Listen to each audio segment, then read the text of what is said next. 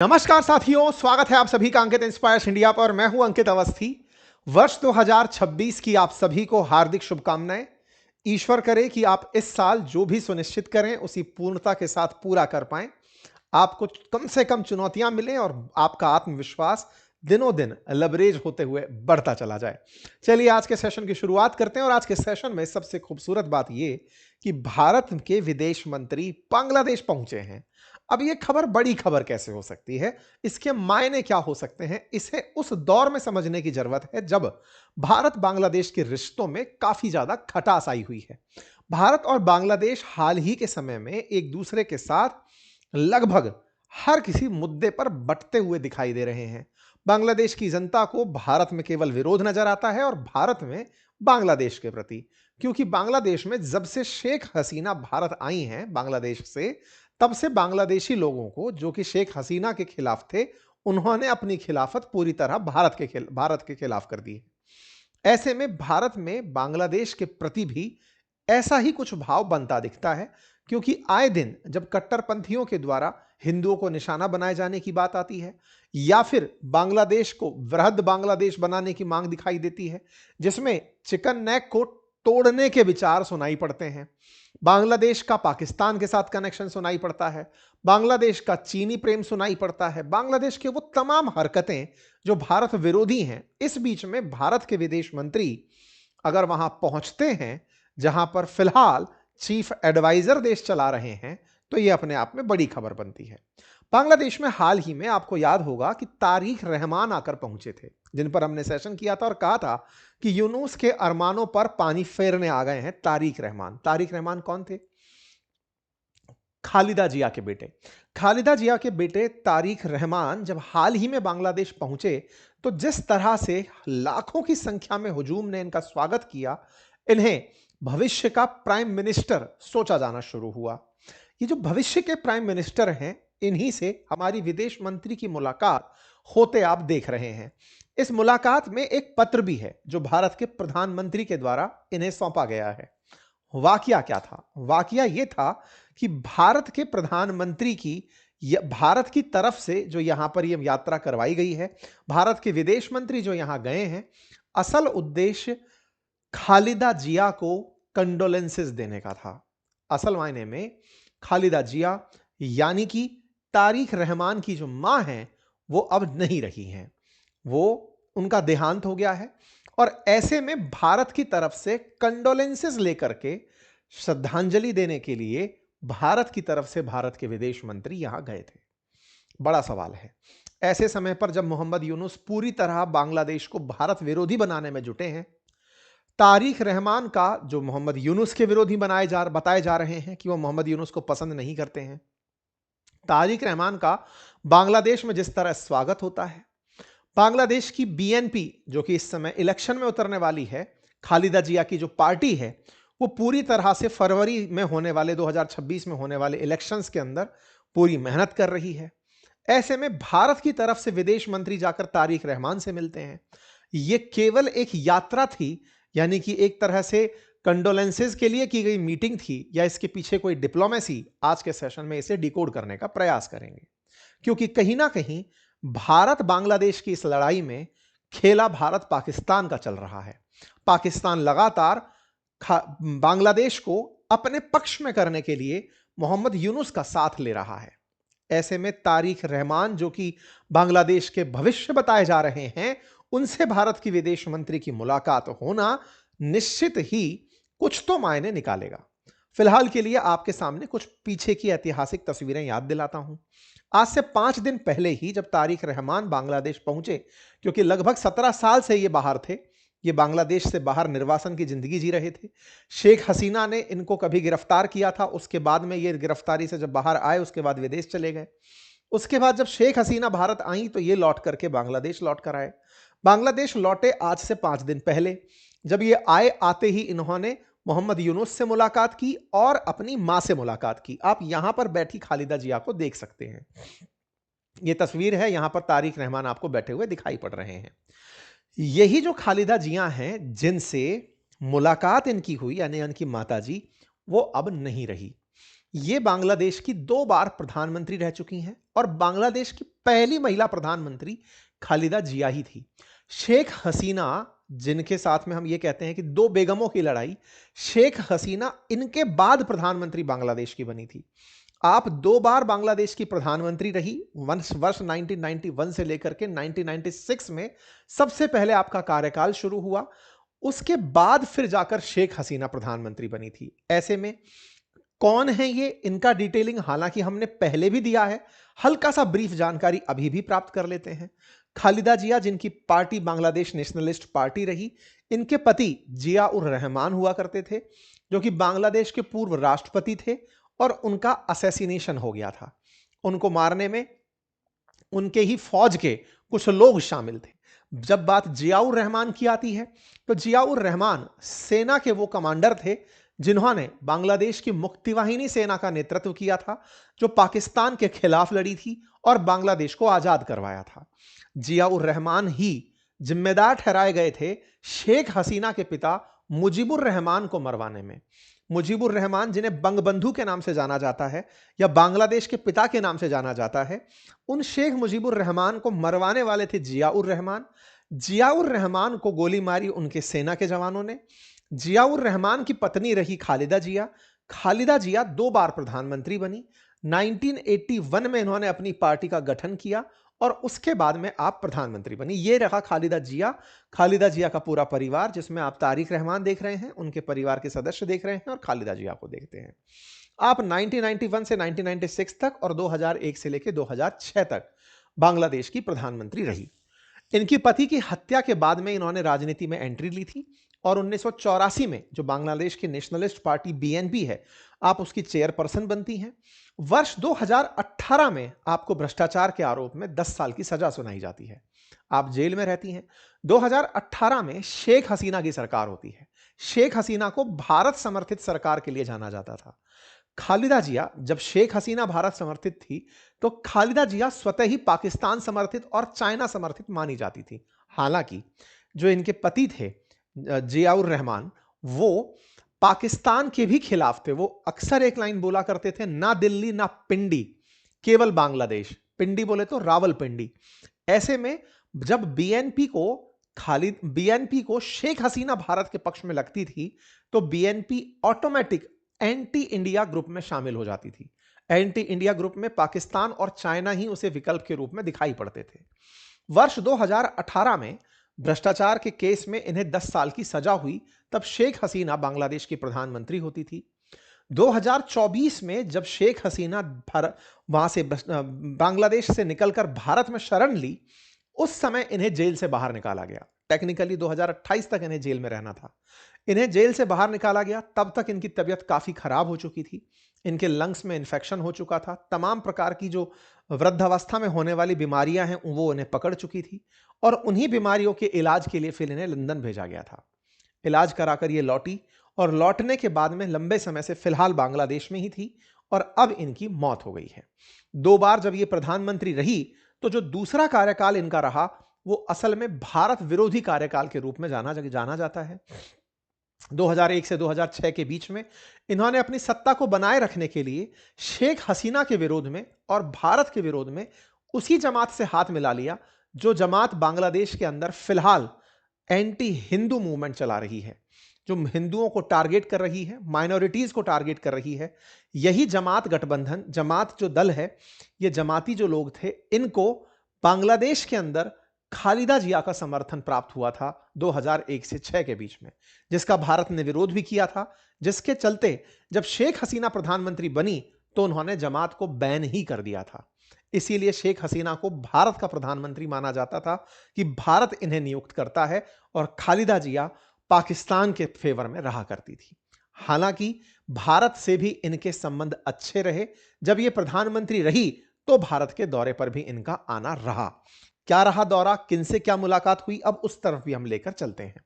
बांग्लादेश में चूंकि 2 महिला प्रधानमंत्री रही हैं, इसलिए इसे बैटल्स ऑफ बेगम भी कहा जाता रहा, क्योंकि खालिदा जिया के खिलाफ शेख हसीना ही प्रबल दावेदार थी और शेख हसीना अपने पिता के लिए और ये अपने पति के लिए जनता से वोट मांगती रही। बांग्लादेश के प्रेसिडेंट ने इन्हें 5 अगस्त 2024 को जब बेल ग्रांट की, वो दिन था जिस दिन शेख हसीना वहां से निकल कर आई थी। खालिदा जिया को जब बेल मिली, उसके बाद में आप यूके गई ट्रीटमेंट के लिए, फिर यूके से ट्रीटमेंट कराकर आप मई 2025 में ही लौट कर आई थी। जब ये लौट कर आई तब तक इनका लंग इन्फेक्शन काफी बढ़ चुका था, क्रिटिकल कंडीशन थी। दिसंबर 28 को इन्हें वेंटिलेटर पर रखा गया था। इस बीच में भारत की तरफ से, भारत के प्रधानमंत्री की तरफ से इन्हें शीघ्र स्वास्थ्य की कामना का संदेश भी भेजा गया था।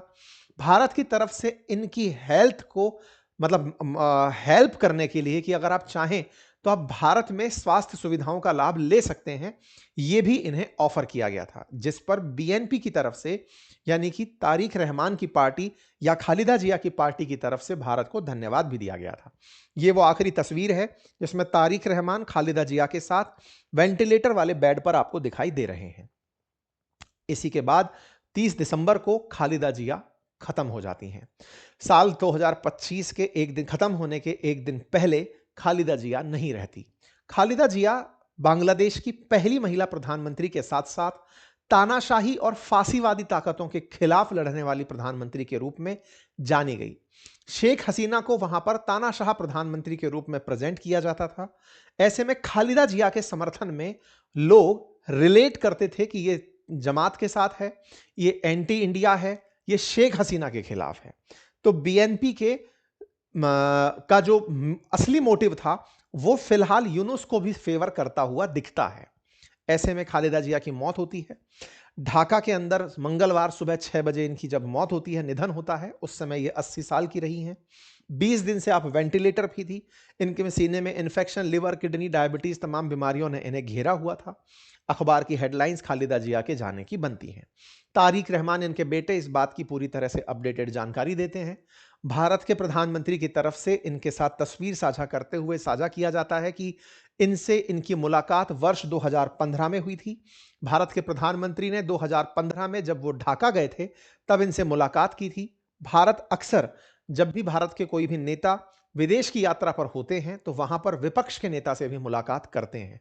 हालांकि खालिदा जिया के बारे में कहा जाता था कि ये जब सत्ता में थी उस दौरान अगर कोई भी फॉरेन डिग्नेटरी आ रहा है या फिर भारत से कोई भी व्यक्ति जा रहा है तो ये विपक्ष के लोगों से मिलना प्रिफर नहीं करवाती थी। कहा जाता था कि आप सरकार से ताल्लुक रखिए, विपक्ष से आप संबंध ना रखें तो बेहतर होगा। लेकिन भारत के प्रधानमंत्री जब बांग्लादेश की यात्रा पर थे और शेख हसीना प्रधानमंत्री थी तब इनसे भी मुलाकात उन्होंने की थी। इनकी मौत के बाद में इनकी मौत के बाद में शहबाज शरीफ के द्वारा भी ट्वीट आया। इसी तरह से बांग्लादेश की आवामी लीग जिसकी लीडर शेख हसीना है, जो भारत में है, उनकी तरफ से भी कंडोलेंसेस मैसेजेस निकल कर आए। बांग्लादेश में 3 दिन का राष्ट्रीय शोक रखा गया। मोहम्मद यूनुस ने प्रधानमंत्री खालिदा जिया के निधन पर, पूर्व प्रधानमंत्री के निधन पर 3 दिन के राष्ट्रीय शोक और नमाज जनाजा वाले दिन 1 दिन की सरकारी छुट्टी का ऐलान किया। Chief adviser government of Bangladesh के द्वारा यह जानकारी दी गई। मंगलवार, बुधवार एक्सक्लूडिंग जुम्हा 2 PM तक सभी स्टेट डिपार्टमेंट्स बंद रहेंगे और जो फ्यूनरल सेरेमनी है वो बेगम खालिदा जिया की उनके पति के साथ ही जहां पर उनको दफन किया गया था वहीं होगी। पूरी सुरक्षा व्यवस्था के बीच में इन्हें ले जाया जाता है। खालिदा जिया फिरोजा गुलशन में पहुंचती हैं, नमाज जनाजा होता है। भारी संख्या में यहां पर लोग उपस्थित होते हैं जो यहां पर नमाज जनाजा अदा करते हैं और फिर उन्हें सुपुर्द खाक कर दिया जाता है। Chief adviser government of Bangladesh के द्वारा ये सारी तस्वीरें साझा की जाती हैं जिसमें बांग्लादेश के अंदर जितने भी फिलहाल स्टेक होल्डर्स हैं वो नमाज जनाजा के दौरान दिखाई पड़ते हैं। आप इन तस्वीरों के अंदर इन्हें देख सकते हैं। इसके बाद तारिक रहमान आए हुए लोगों को संबोधित करते हैं। एक प्रकार से इनका यह संबोधन अपने पार्टी कार्यकर्ताओं के लिए भी था और यह बताने के लिए भी था कि वो पार्टी के लिए तो सर्वे सर्वा थी ही, इनकी मां थी। ऐसे में इनका अफेक्शन और उनके द्वारा इन पर दी गई जिम्मेदारी अहम हो जाती है। यह बड़ा संयोग ही कहा जाएगा कि तारिक रहमान उनके मरने से 5 दिन पहले ही आ गए थे। अदरवाइज इनके जाने पर अगर आते तो बांग्लादेश के राजनीतिक समीकरण उलट हो सकते थे। 25 दिसंबर को तारिक रहमान पहुंचे हैं और 30 दिसंबर को खालिदा जिया प्राण त्याग देती हैं। अगर यह दिन थोड़ा ऊपर नीचे हो गया होता तो तारिक रहमान को हो सकता है बीएनपी में ही विरोध का सामना करना पड़ जाता।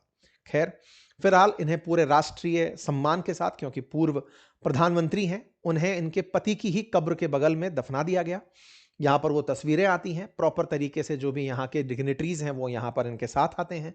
मोहम्मद यूनुस आपको तस्वीरों में दिखाई पड़ते हैं, आर्मी के चीफ दिखाई पड़ते हैं, मोहम्मद यूनुस दिखाई पड़ते हैं, छात्र लीडर इनके साथ दिखाई पड़ते हैं। सभी वो लोग, सभी वो फैक्शंस बांग्लादेश में जो मैटर करते हैं, वो इनके जनाजे के दौरान दिखाई पड़ते हैं। ये सारी की सारी तस्वीरें हैं। इसी तस्वीर में फिर बात आती है श्रद्धांजलि अर्पित करने वालों की, जो यहां पर भारत की तरफ से, भारत के विदेश मंत्री की तरफ से थी। भारत के विदेश मंत्री यहां पर जाकर के बेगम खालिदा जिया के जाने पर, प्रधानमंत्री खालिदा जिया के जाने पर भारत की तरफ से कंडोलेंसेस लेकर पहुंचते हैं। उनके साथ आधिकारिक मुलाकात होती है।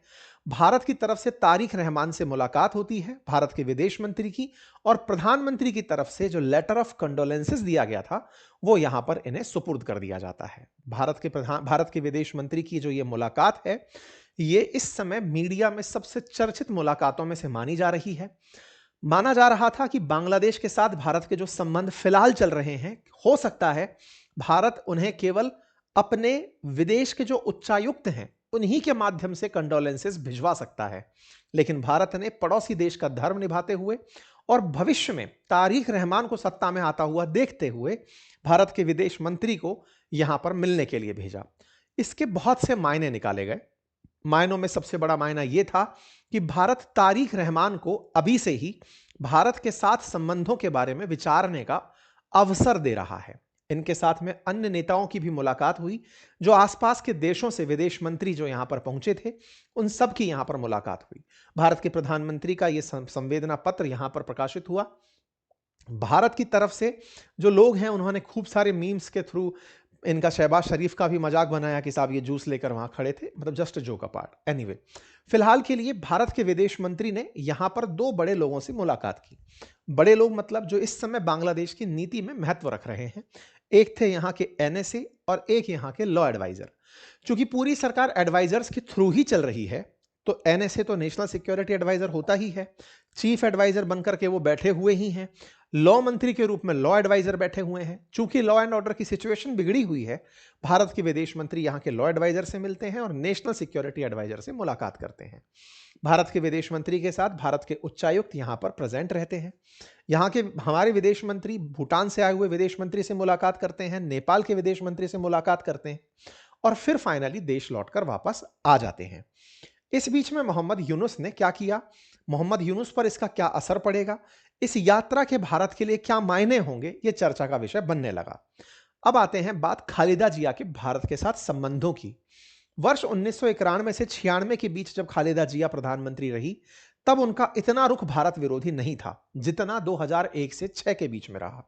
2001 से 6 के बीच में पूर्वोत्तर में हुए, जो भारत के पूर्वोत्तर में हुए कुछ फसाद थे, उनमें अपराधियों को बांग्लादेश में शरण देने के कारण भारत बांग्लादेश के संबंधों में शुरुआती खटास आई थी। खालिदा जिया के द्वारा बांग्लादेश में कट्टरपंथियों की जमात को प्रतिबंध मुक्त कर दिया गया था। इसके चलते भारत बांग्लादेश के संबंधों में थोड़ी दरार आई थी। खालिदा जिया हालांकि वर्ष 2006 में अपने पद से उतरने से पहले भारत की यात्रा पर आई थी। तब भारत के प्रधानमंत्री मनमोहन सिंह हुआ करते थे। आपने उनसे मुलाकात भी की थी और मुलाकात के दौरान यह कहने आई थी कि हम बिगड़े हुए संबंध सुधारने आए हैं। उद्देश्य यही रहेगा कि भारत बांग्लादेश के अंदर यह ना समझे कि शेख हसीना की सरकार होगी तो वो भारत हितैषी होगी या भारत का पक्ष लेगी। अगर मौका बीएनपी को भी दिया जाए तो भी वो भारत के साथ जुड़कर काम करना चाहेगी।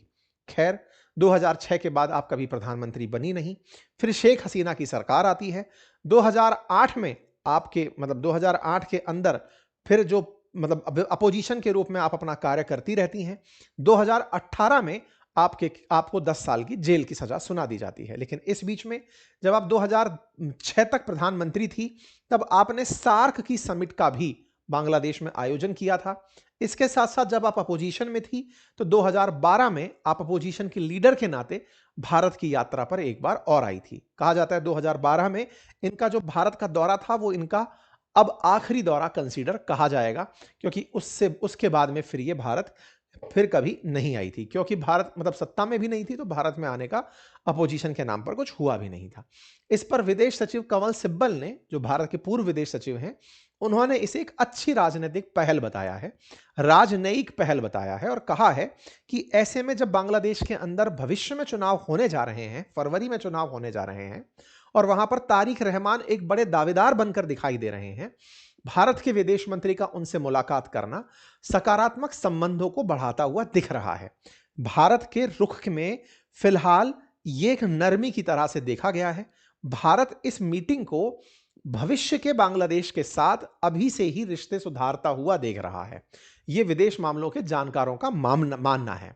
लोगों का मानना है कि भारत अभी से ही, क्योंकि वहां पर आने वाले समय में आवामी लीग पार्टी ही नहीं होगी, तो एकमात्र पार्टी इन्हीं की पार्टी, तारिक रहमान की पार्टी बीएनपी होगी। ऐसे में विदेश मंत्री वहां जाकर के उनके साथ में संबंधों को बेहतर करते हुए दिखाई दिए। सवाल बनता है, क्या भारत के पास इसके अलावा कोई विकल्प था? तो आंसर है कि नहीं। भारत एक तरीका कर सकता था कि यहां किसी को ना भेजता, लेकिन वो संबंध बिगाड़ने जैसा होता। भारत के पास जब सिंगल पार्टी है, हमें उसी के साथ रिश्ते बहाल करने हैं, तो हमें बेहतर विकल्पों में से या तो जमात के साथ बैठा हुआ मोहम्मद यूनुस, जमात और एनसीपी के साथ बैठा हुआ मोहम्मद यूनुस चुनना था, या तारिक रहमान। दो बुरे लोग हैं, उनमें से कम बुरा चुनना ही भारत का एक ऑप्शन था। इसी के चलते भारत में बांग्लादेश के जो उच्चायुक्त हैं, उनका एक ट्वीट आता है, और वो ट्वीट होता है न्यू चैप्टर की बिगिनिंग के रूप में। भारत में इसे एक अच्छी पहल कंसीडर किया गया। कैसे? जब भारत के विदेश मंत्री यहां से लौटकर आते हैं, तो यहां पर जो उच्चायुक्त हैं बांग्लादेश के, रियाज हमीदुल्लाह, उन्होंने बांग्लादेश की उन्हें यात्रा को भारत बांग्लादेश के संबंधों में एक नए चैप्टर के रूप में लिखा। उनके ट्वीट्स में लिखा गया कि यह आने वाले समय में दो देशों के बीच में नए चैप्टर की शुरुआत के जैसा है। अर्थात बांग्लादेश भी इस प्रयास को एक सकारात्मक कदम के रूप में ले रहा है, और भारत भी इसे आने वाले समय में संबंध बहाली की तरह से ले रहा है। खैर, इतने कम समय में हुई इस यात्रा को इस तरह से लेना अपने आप में शिष्टाचार को महत्व के साथ जोड़ने जैसा होगा, लेकिन हां, भारत ने एक बड़े पड़ोसी के रूप में और एक बड़े जिम्मेदार देश के रूप में अपना दायित्व निर्वहन किया था। आगे बढ़ते हैं। इसके बाद में बांग्लादेश की तरफ से क्या हुआ? मोहम्मद यूनुस ने क्या किया? क्या भारत के विदेश मंत्री मोहम्मद यूनुस से मिले? आंसर था नहीं। क्यों नहीं मिले? क्योंकि यह उनकी किन्हीं दो राजनयिकों की यात्रा नहीं थी, एक सांत्वना यात्रा थी, कंडोलेंसेस के लिए हुई मीटिंग थी, जिसके लिए भारत की तरफ से विदेश मंत्री गए थे। तो क्या इनकी कोई प्रतिक्रिया आई? ये व्यक्ति फिर से वही अपनी हरकतें करने से नहीं रुका। क्या नहीं हरकतें करने से रुका? इस व्यक्ति ने भारत के विदेश मंत्री पर कोई भी बयान नहीं दिया। इसने जो दिया वो आपके सामने है, तस्वीरों से आप समझ जाएंगे। इन भाई साहब से साथ में हाथ मिलाते हुए जो ये दिख रहे हैं, ये पाकिस्तान के स्पीकर हैं। जैसे अपने यहां ओम बिरला जी हैं, ऐसे ही वहां की संसद के स्पीकर हैं। ये कंडोलेंसेस देने पाकिस्तान की तरफ से आए थे।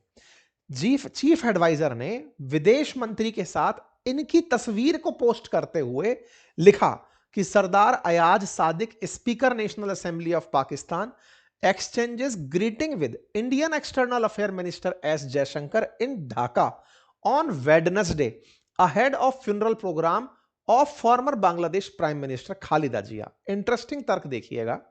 व्यक्ति तस्वीरें कई तरह की साझा कर सकता था। साझा में तस्वीर वो साझा की जिसमें ये दो लोग आपस में हाथ मिला रहे हैं। ऐसा क्यों? ऐसा इसलिए क्योंकि इस ही तस्वीर के बहुत से मायने निकाले जा सकते हैं। पाकिस्तान की तरफ से नेशनल असेंबली के स्पीकर आए थे, सरदार अयाज, उनके साथ में भारत के विदेश मंत्री की मुलाकात का होना और उनसे हाथ मिलाना इस व्यक्ति ने डाला ही इसलिए ताकि सोशल मीडिया पर इसकी बढ़िया ट्रोलिंग हो सके। ट्रोलिंग से मतलब क्या है? आपको याद होगा ऑपरेशन सिंदूर के बाद से और भारत पाकिस्तान के बीच में जिस तरह के हालात फिलहाल के दिनों में रहे हैं, हम अक्सर बहुत से अंतर्राष्ट्रीय मंचों पर एक दूसरों को एक दूसरे से हाथ मिलाते हुए नहीं देख रहे हैं। अगर आपको क्रिकेट के वो अंश याद हो जब भारत ने हाल ही में ट्रॉफी जीती, तो आईसीसी ट्रॉफी जीतने के बाद भारत ने ना तो ट्रॉफी उस व्यक्ति से ली जो पाकिस्तानी था, ना पाकिस्तानी खिलाड़ियों से हाथ मिलाई। ऐसे में जब भारत ने हैंडशेक खिलाड़ियों के द्वारा नहीं किया गया, तो भारत के अंदर एक बड़ा मुद्दा बना। इसके चलते हमारे पास आईसीसी ट्रॉफी भी नहीं आई। पाकिस्तानी लोग उसे अपने साथ उठाकर ले गए कि अब तुम नहीं ले रहे हो तो हम देंगे भी नहीं, टाइप से, जब जैसे कि ये खुद ट्रॉफी बनाकर देने वाले थे। पर जो भी है, फिलहाल के लिए भारत ने हाथ ना मिलाने को जिस तरह हाईलाइट किया था, ये तस्वीर उसके बिल्कुल उलट है कि विदेश मंत्री हाथ मिला सकते हैं, खिलाड़ियों को हाथ मना मिलाने से इनकार है। हालांकि जब सरकार के प्रवक्ता आएंगे तो वो कहेंगे ना तो खिलाड़ियों से मना किया गया था, ना जयशंकर साहब से कहा गया था कि आप हाथ मिलाइए।